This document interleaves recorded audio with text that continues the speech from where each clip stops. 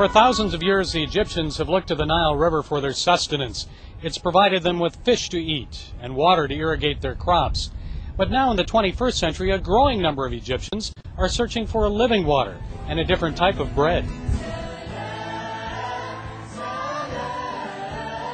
Many non-believers are coming to Christ because of dreams and visions and Christian television broadcasts. As their numbers have increased, so has the persecution against them. And Christians throughout the Middle East are on edge, worried the violent reaction to the recent words of Pope Benedict may worsen during the Islamic holy month of Ramadan. Here in Egypt, some fear Christians may fall victim to attacks, like the one that occurred last April in Alexandria. Fakia Atta tearfully recalls the incident that took the life of her 78-year-old husband, Nashi. He failed to return home after a Friday morning church service. She sent her youngest son, Mehr, back to the church to fetch him. When Mehr arrived at the church, he noticed a pool of blood at the entrance and a trail of blood leading from the church up the hospital steps next door. He ran to the hospital emergency room, where he saw doctors and nurses treating a number of church members in blood-soaked clothes. A doctor told Mehr the injured Christians had been stabbed during an attack at the church. Mehr says he was shocked after the doctor led him to his deceased father's bedside. He told CBN News that no one could possibly know how he felt after seeing his father's wounds. He says he suffered a mix of emotions, astonishment, sorrow, and pain. Mehr wept uncontrollably and wondered how anyone could have murdered his father. His father had no enemies and was loved by everyone. The Atta Gerges family learned a Muslim radical wielding 2 long knives had stormed into the entrance of the church and stabbed several people while shouting, "God is great," and "death to infidels." Fakia had been married to Nashi for more than 50 years. How did his murder affect her faith? It hasn't hurt my faith, but it has affected my life. I feel lonely all the time without my husband, and that's the most difficult part. Christianity has existed in Egypt 6 centuries longer than Islam, yet Christians are only about 12% of the total population.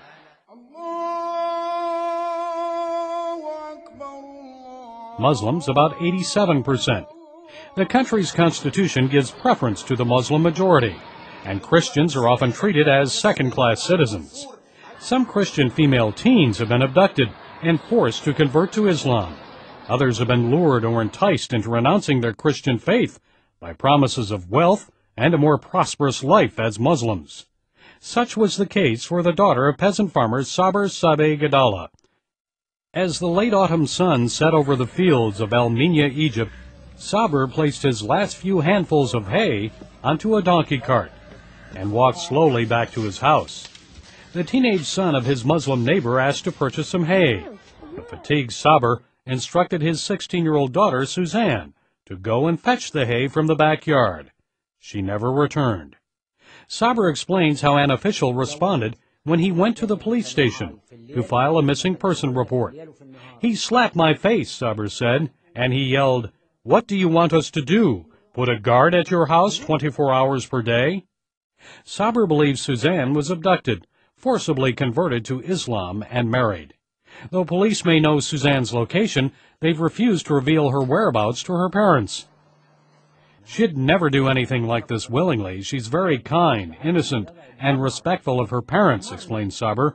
"If she did this willingly, why will they not let me ask her in person?" Sabr says his family has been torn apart. All he wants is for the truth to be revealed. This former Muslim, we'll call her Rachel, says she came to Christ after she fell in love and married a Christian man. "We've hidden her identity to protect her from attack.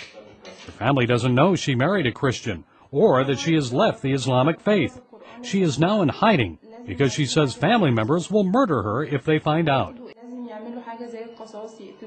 It is written in the Quran that they must kill me and take my child.